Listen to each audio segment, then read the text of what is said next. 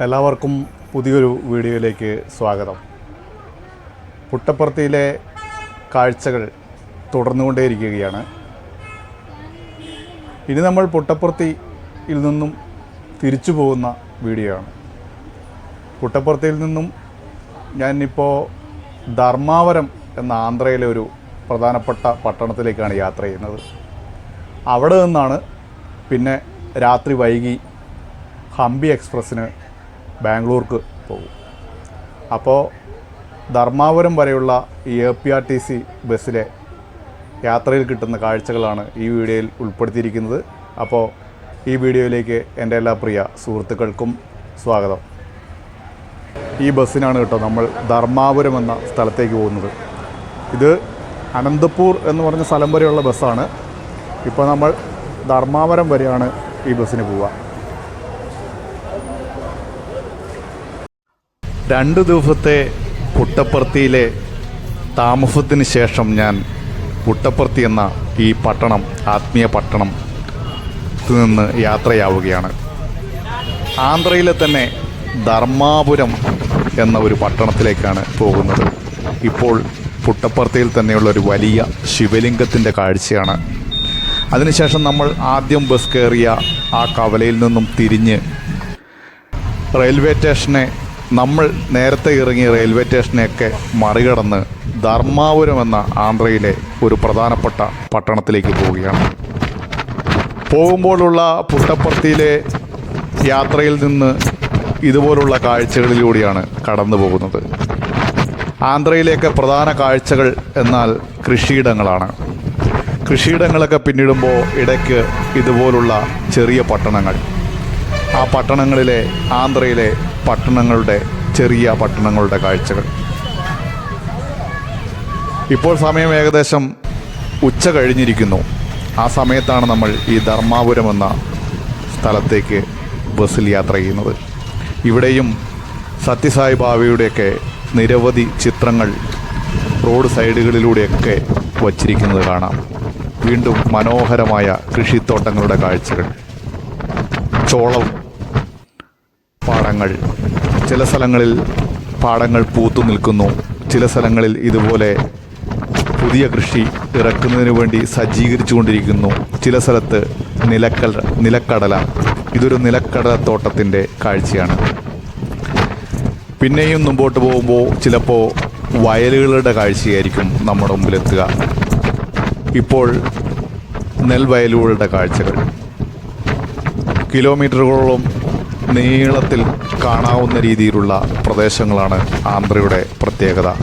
ഇപ്പോൾ ഉഴുതുമറിച്ചിട്ട പ്രദേശങ്ങൾ, മാവ് കൃഷി നടക്കുന്ന പ്രദേശങ്ങൾ.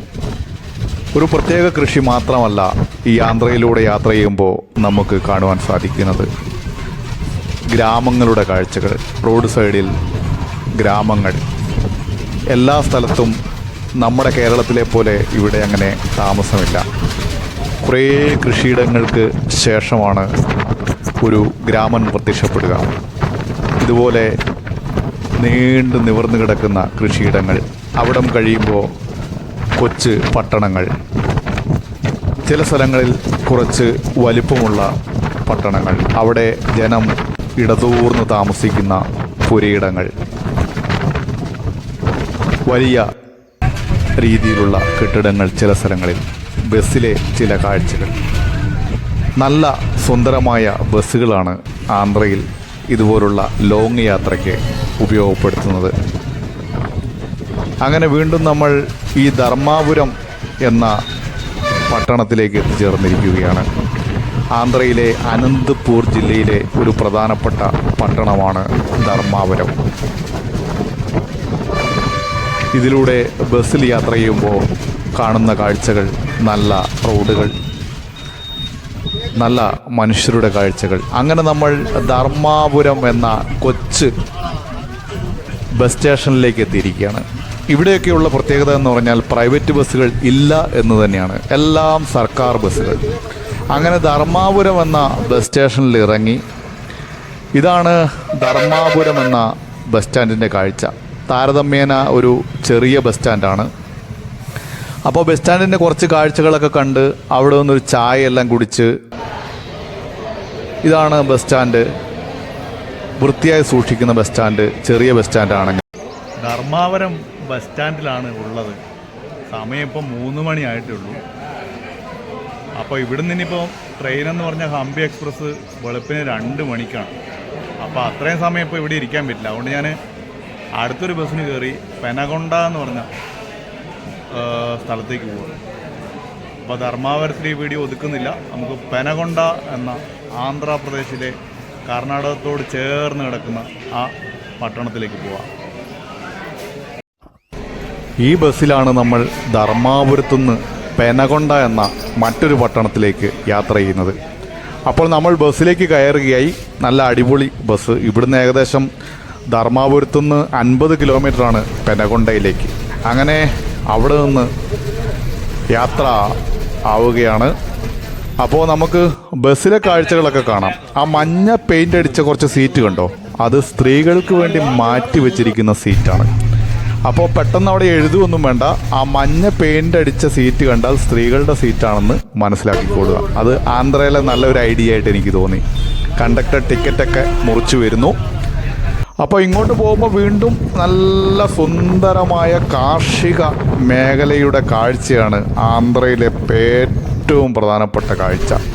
നല്ല വ്യത്യസ്തമായ ചെറുകിട കാർഷിക വിളവുകൾ എടുക്കുന്ന സ്ഥലമാണ് ആന്ധ്രയിലെ. പിന്നെ കൊച്ചു ഗ്രാമങ്ങളുടെ കാഴ്ച, ഇതൊക്കെ ഒരു രസമാണ് ആന്ധ്രയിലൂടെ ഇങ്ങനെ യാത്ര ചെയ്യുമ്പോൾ. പിന്നെ കുറച്ച് ദൂരം ഇങ്ങനെ സഞ്ചരിച്ച് കഴിയുമ്പോൾ ഇതുപോലെ വലിയ മലനിരകളുടെ കാഴ്ചകൾ. വലിയ മലനിരകൾ എന്ന് പറയുമ്പോൾ നമ്മുടെ കേരളത്തിലെ പോലെ സഹ്യപർവ്വതം പോലെ ഇങ്ങനെ കൂറ്റൻ മലകളല്ല, ഇടയ്ക്കെല്ലാം ഇങ്ങനെ കുറച്ച് പൊന്തി നിൽക്കുന്ന മലനിരകൾ. പിന്നെ ഇതുപോലെ വീണ്ടും ചെറിയ ഗ്രാമക്കാഴ്ചകൾ, കുറേ ആളുകൾ വസിക്കുന്ന ആന്ധ്രയിലെ ചെറു പട്ടണങ്ങളുടെ കാഴ്ചകൾ, അവിടുത്തെ മനുഷ്യരുടെ ജീവിത രീതികൾ, അവിടുത്തെ ഓരോ ദൈനംദിന മനുഷ്യരുടെ പോക്കും വരവും എല്ലാം നമുക്ക് ഇങ്ങനെയുള്ള യാത്രയിലൂടെ കാണുവാൻ സാധിക്കും എന്നുള്ളതാണ്. അതൊക്കെ ഭയങ്കര രസകരമായിരിക്കുന്നു. ആഡംബരങ്ങളൊന്നുമില്ലാത്ത ഗ്രാമം. പിന്നെ വീണ്ടും യാത്ര ചെയ്യുമ്പോൾ ഇതുതന്നെയാണ് കാഴ്ച. വലിയ അകലെ കാണുന്ന മലകളുടെ കാഴ്ചകൾ, അതിൻ്റെ താഴ്വാരങ്ങളിൽ ഗംഭീരമായ കൃഷിയിടങ്ങളുടെ കാഴ്ചകൾ. അതൊക്കെ തന്നെയാണ് ഈ ആന്ധ്രയിലെ ഈ പെനകൊണ്ട എന്ന പ്രദേശങ്ങളിലൂടെയൊക്കെ. പെനകൊണ്ടയല്ല ഇത്, പെനകൊണ്ടയിലേക്ക് പോകുന്ന സ്ഥലങ്ങളുടെ കാഴ്ചയാണ്. ഇതൊക്കെ കർണാടകത്തോട് ചേർന്ന് കിടക്കുന്ന ആന്ധ്രയുടെ പ്രദേശങ്ങളാണ്. ഭംഗിയുള്ള പ്രദേശങ്ങൾ. നല്ല രസമാണ് ഇതിലിങ്ങനെ ബസ്സിലിങ്ങനെ ഈ കാഴ്ചകളൊക്കെ കണ്ടിങ്ങനെ പോകാൻ വേണ്ടിയിട്ട്. കാരണം കാഴ്ച മറയ്ക്കുന്ന ഒരു കാര്യങ്ങളും തന്നെ ഈ റോഡരികിൽ ഇല്ല എന്നുള്ളതാണ്. അപ്പോൾ കൂടെ കുറച്ച് കുട്ടികൾ ബസ്സിൽ കയറി. അപ്പോൾ അവർക്കൊന്ന് ഫോട്ടോ എടുക്കണമെന്ന് അതൊന്ന് സാധിച്ചു കൊടുത്തു. പുറകിലെ കാഴ്ചകളാണിത്. എനിക്ക് സീറ്റ് കിട്ടിയതെന്ന് പറഞ്ഞാൽ ബസ്സിലെ ഏറ്റവും പുറകിലെ സീറ്റാണ്. അപ്പോൾ അതുകൊണ്ട് ഗ്ലാസ്സിലൂടെ ഇങ്ങനെ കാഴ്ചകൾ കാണാൻ കഴിയും. ഇത് ഇവിടുത്തെ ഏറ്റവും പ്രധാനപ്പെട്ട ഒരു കാഴ്ചയിലൂടെയാണ് ഇപ്പോൾ നമ്മൾ കടന്നു പോകുന്നത്. കെൻ മോട്ടോഴ്സിൻ്റെ വലിയൊരു പ്ലാന്റ്, അതായത് കെൻ എന്ന കാർ കമ്പനിയുടെ വലിയൊരു പ്ലാന്റാണ് ഈ പെനകൊണ്ടയിലേക്ക് പോകുമ്പോൾ നമുക്ക് കാണുവാൻ സാധിക്കുന്നത്. ബസ്സിലിങ്ങനെ ഇരുന്ന് യാത്ര ചെയ്യുമ്പോൾ ഇതൊരു വല്ലാത്ത രസകരമായ കാഴ്ചയാണ്. ഏകദേശം ഒരു 10 കിലോമീറ്ററോളം ഇവരുടെ ഈ പ്ലാന്റ് തന്നെയാണ്. ഇങ്ങനെ പ്ലാന്റ് കാറിൻ്റെ വ്യത്യസ്തമായ ഭാഗങ്ങൾ ഉണ്ടാക്കി ഇവിടെ നിന്നൊരു കാറായിട്ടാണ് പുറത്തേക്ക് വരിക. അങ്ങനെ ഒരു 10 കിലോമീറ്ററോളം ഇങ്ങനെ ബസ്സിൽ യാത്ര ചെയ്യുമ്പോൾ നമ്മുടെ കാഴ്ചകളിൽ ഇങ്ങനെ നമ്മുടെ ബസ്സിനൊപ്പം ഇങ്ങനെ വന്നുകൊണ്ടേയിരിക്കുന്ന മനോഹരമായ ഈ പറയുന്ന കെൻ എന്ന് പറഞ്ഞ കാർ കമ്പനി പ്ലാന്റ്. അപ്പോൾ ആന്ധ്രയിലൊക്കെ ഇതിന് ഇഷ്ടം പോലെ സൗകര്യമുണ്ട്, സ്ഥല സൗകര്യം ഉണ്ടെന്നുള്ളതാണ്. കേരളത്തിലൊക്കെ ഇങ്ങനെ ഒരു പ്ലാന്റ് വരിക എന്നൊക്കെ പറഞ്ഞു കഴിഞ്ഞിട്ടുണ്ടെങ്കിൽ എവിടെ വെക്കും, എവിടെ സ്ഥാപിക്കും എന്നൊക്കെ നമുക്ക് അത്ഭുതം തോന്നും. വീണ്ടും കുട്ടികൾ ഇറങ്ങിപ്പോവാണ് കേട്ടോ. നമ്മളോട് സൗഹൃദമൊക്കെ പറഞ്ഞ് കുട്ടികൾ അങ്ങനെ ഇറങ്ങിപ്പോവുകയാണ്. വീണ്ടും ആന്ധ്രയിലെ ഈ പനക്കൊണ്ട എന്ന് പറയുന്ന പ്രദേശത്തേക്ക് നമ്മൾ ബസ്സിൽ APSRTCയുടെ ബസ്സിൽ യാത്ര ചെയ്യുമ്പോൾ മനോഹരമായ കാഴ്ചകൾ തന്നെയാണ് പ്രധാനം. നമ്മൾ കണ്ണിങ്ങനെ ചിമ്മാതെ കണ്ടിരുന്നു പോകുന്ന കാഴ്ചകളാണ് ഈ ആന്ധ്രയിലെ 2 ദിവസമായി ഞാൻ യാത്ര ചെയ്തുകൊണ്ടിരിക്കുന്ന പ്രദേശങ്ങൾ. നമ്മൾ ഹൈവേ വിട്ട് വേറൊരു സ്ഥലത്തേക്ക്, ഒരു റോഡിലേക്ക് കയറി. ആ ഹൈവേ ഇനി ഹൈദരാബാദിന് പോകുന്ന ഹൈവേ ആണ് കേട്ടോ. അപ്പോൾ ഇത് വേറൊരു റെയിൽവേ ക്രോസിങ്ങിൻ്റെ അടുത്തെത്തി. ഇത് നമ്മുടെ പുട്ടപ്പുറത്തിലേക്ക് പോകുന്ന ലൈനാണേ. പുട്ടപ്പുറത്തിലേക്ക് പോകുന്ന റെയിൽവേ ലൈനാണ്. ഇത് പുതിയതായിട്ട് വന്ന ഏകദേശം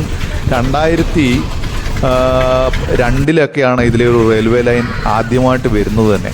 വീണ്ടും ഇതുപോലുള്ള ആന്ധ്രയിലെ പ്രകൃതി രമണീയമായ കാഴ്ചകൾ, കൃഷിയിടങ്ങളുടെ കാഴ്ചകൾ, കുറേ ആളുകൾ ഇടയ്ക്കിടയ്ക്ക് താമസിക്കുന്നതിൻ്റെ കാഴ്ചകൾ, ചില സ്ഥലങ്ങളിലെല്ലാം വലിയ മേൽപ്പാലങ്ങൾ, ആ മേൽപ്പാലങ്ങളുടെ പൊക്കത്തിലൂടെ പോകുമ്പോൾ നല്ല ഭംഗിയുള്ള പാലങ്ങൾ, ഇതിൻ്റെയൊക്കെ കാഴ്ചകളിലൂടെയാണ് നമ്മൾ ഈ പെനകൊണ്ട എന്ന സ്ഥലത്തേക്ക് പോകുന്നത്. പെനകൊണ്ട എന്ന പ്രദേശത്തേക്ക് എത്തുമ്പോൾ ഏകദേശം എത്തിക്കഴിഞ്ഞു. ആ പെനകൊണ്ട വലിയ നഗരമൊന്നുമല്ല, റെയിൽവേ സ്റ്റേഷനുണ്ട്. ഈ പെനകൊണ്ടയിൽ നിന്നാണ് ഈ പുട്ടപ്പുറത്തേക്ക് തിരിഞ്ഞു പോകുന്ന ജംഗ്ഷൻ റെയിൽവേ സ്റ്റേഷനുള്ളത്. പെനകൊണ്ടയിൽ നിന്ന് പുട്ടപ്പുറത്തേക്കും പിന്നെ ധർമാപുരം അങ്ങനെ മറ്റ് പ്രദേശങ്ങളിലേക്കും കടന്നു പോകും. അപ്പോൾ പെനകൊണ്ട ഒരു ചെറിയ പട്ടണമാണ്. പെനകൊണ്ടയിൽ ഞാൻ ഇറങ്ങും. ഏകദേശം ഇപ്പോൾ വൈകുന്നേരം 5 മണിയായിരിക്കുന്നു. 5 മണിയായപ്പോൾ പെനകൊണ്ടയിലെത്തി. പെനകൊണ്ടയിൽ നിന്നും റെയിൽവേക്ക് ബാംഗ്ലൂർക്ക് പോകാം എന്നാണ് വിചാരിച്ചത്. പക്ഷേ വീണ്ടും രാത്രി വൈകിയാണ് ട്രെയിനുള്ളത്. അതുകൊണ്ട് തന്നെ ഞാൻ പെനകൊണ്ടയിൽ നിന്ന് ബാംഗ്ലൂർക്ക് ഏകദേശം 110 കിലോമീറ്ററാണ് ബാംഗ്ലൂർക്കുള്ളത്. അപ്പോൾ ഇവിടുന്ന് ബാംഗ്ലൂർക്ക് വൈകുന്നേരങ്ങളിൽ വലിയ ലക്ഷറി വണ്ടികൾ പോകുന്നുണ്ട്. കുറച്ച് പണം അധികമാകും, എങ്കിലും കുഴപ്പമില്ല. ഇവിടുന്ന് പെനകൊണ്ട ഈ ബസ് സ്റ്റാൻഡിൽ നിന്ന്, ഇപ്പോൾ പെനകൊണ്ട ബസ് സ്റ്റാൻഡിലെത്തി. പെനകൊണ്ട ബസ് സ്റ്റാൻഡിൻ്റെ ഒരു കാഴ്ചകളൊക്കെ നമ്മളങ്ങനെ എടുക്കുകയാണ്. ഈ പെനകൊണ്ട ബസ് സ്റ്റാൻഡിൽ നിന്ന് നമ്മൾ ബാംഗ്ലൂർക്ക് രാത്രി പോകും. അപ്പോൾ ഈ വീഡിയോ ഇവിടെ അവസാനിക്കുകയാണ്.